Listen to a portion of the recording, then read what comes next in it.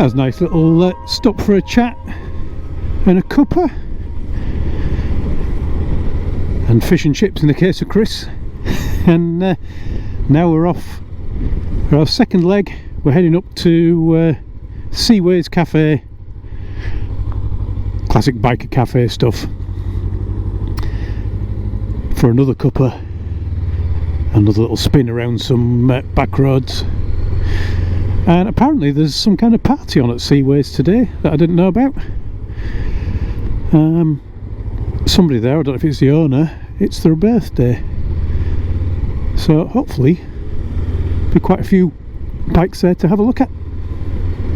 Oh heck, there's a smoky car up there and it doesn't half smell bad. One problem with the helmet compared to a car, isn't it? You can't just put it on recirculated air and avoid choking to death on somebody's blue smoke.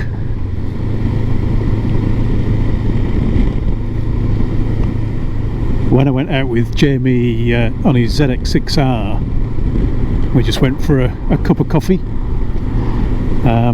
So the video that I did where the indicator fell off his bike and he had a lot of problems on the way home that didn't get videoed, but somebody put in the comments, I'm surprised it didn't rain, or something along those lines. It always seems to rain, and actually it did. It rained while we were sat outside at the cafe, but that was after my video was over, and it rained about half the way home as well. And this is our second bit of rain of the day. So the rain god strikes again. He really is going to think it's a guarantee, isn't he, that it comes out with me and it rains. It's 2 for 2 so far. It's only a little shower though. It's only very light drizzle. It's not bad at all. The roads are still dry apart from in the middle. That's mainly because there's quite a bit of dirt in the middle as well. So he may be cursing me for the dirt rather than the rain. Might be getting his new bike a little bit dirty, whereas not really making much difference to mine because mine's already covered in mud. Up here somewhere is the RAF memorial, the 158 Squadron. I'll have to come back and show you this properly. A memorial to RAF from Second World War, I believe. Really is a still day for the wind. Obviously not on a motorbike when you're moving, but you can see from the turbines here. This is the turbines on the old RAF Lisset base.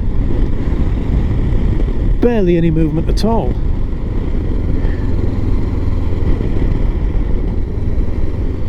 The frugality of the Honda 500 twin certainly comes into its own on a chilled out ride like this.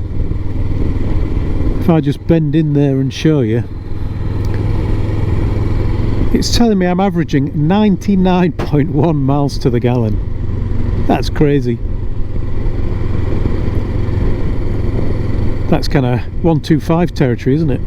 99. I wonder if I can reach 100. I wonder if it's got enough digits to reach 100. Do some hypermiling and see if I can do it. I should have reset it before this ride because I haven't reset that in 4,000 miles. So it's not just today's ride that's causing that, it's just generally an incredibly frugal bike. It always seems to be in the high 80s or the 90s for miles to the gallon. It's quite impressive. When you've got petrol prices like you have in the UK, that's a big benefit. I'm not assuming that that is actually giving me the average for that several thousand miles, mind you. I'm assuming it's an average fairly recently, otherwise it wouldn't be changing as quickly as it is, because it's now saying 99.4 miles to the gallon. And I have seen it get down to high 70s when I'm on a motorway. That's when it's not doing anywhere near as good. So there's no way that it can be an average over thousands of miles. 99.7. Well, I have my answer to will it do it and how many digits does it have. 100 miles to the gallon. Oh dear me. The bike's tank holds 17 litres, which in UK gallons is 1 litre less than 4 gallons, so I guess in theory I could probably get 350 miles out of a tank by riding around at this pace. I don't think I would. Obviously most of the time I'm not with people running in bikes, so going a bit quicker, but fascinating to know that it can achieve it. 100 miles to the gallon. Up here is a place that I keep meaning to come with the drone. This is the Sir Tatton Sykes, I think it is the name, memorial or monument. It's famous for some reason around here, but I forget what it is. Built this thing that looks like something Elon Musk would make, doesn't it? I could be mean and say it's got about as much chance of getting to Mars. Yeah, we'll have to come back here with the drone, because there's some carvings I think near the top that well, you're not going to see them with a GoPro from the ground level. I found when I was at Hornsea a drawback of this thing, the Beeline. I've used it a few times now and it's alright. It's not brilliant, but it's alright. It gets you to where you need to be, but I do go wrong a few times because it's not obvious. I think the Beeline Moto 2 is probably better with its little map, and it's got a flashing light to try and get your attention when it's time to change directions. And I have a habit of being too enthralled with the scenery and the riding, and then I look down and see the dots behind me and I should have turned off 3 miles earlier, but that wasn't the problem. The problem I've found with it now is it's so neat on there. It looks like it belongs, doesn't it? It looks like it's just part of the bike, which means I keep getting off the bike and just leaving it on there. And the secondary problem with it is to take that off is just twist and off it comes. So I don't know if the likelihood is that I will get fed up of its limitations and change it, or if somebody will steal it off the bike, see it on there and just whip it off. Because I suppose the benefit of it looking like it belongs is that people walking past are less likely to realise that you can just twist it 90 degrees and take it off the bike. This is Sledmere that we're coming into. That monument is just outside of Sledmere, and Sledmere is an interesting place for monuments. There's a few others that I'm going to have to come back and look at properly. One of them being the Wagoners monument, which is a, I don't know what you'd call it really. It's well, it's a stone monument thing to the Wagoners, which is a military thing.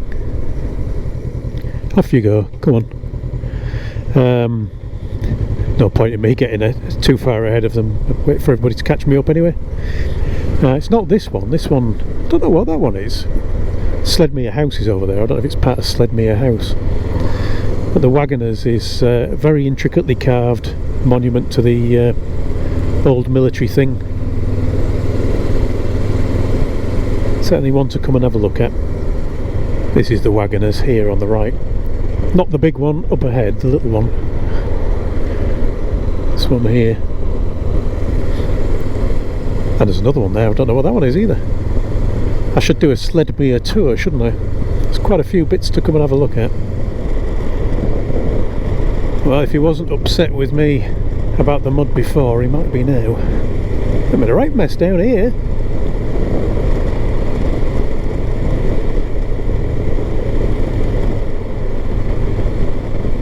Hey! Don't poo on me! Oh no, they did! Oh well, it was on the bike, on the screen, not on me, so could be a lot worse, couldn't it? Just check my camera lens.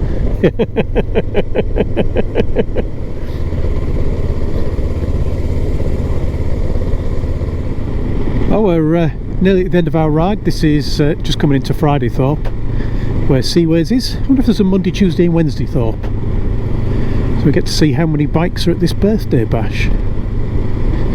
and get to see how much mud is on the 3 bikes behind me.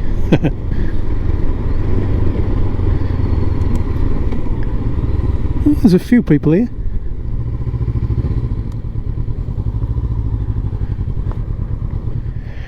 That should be my number plate.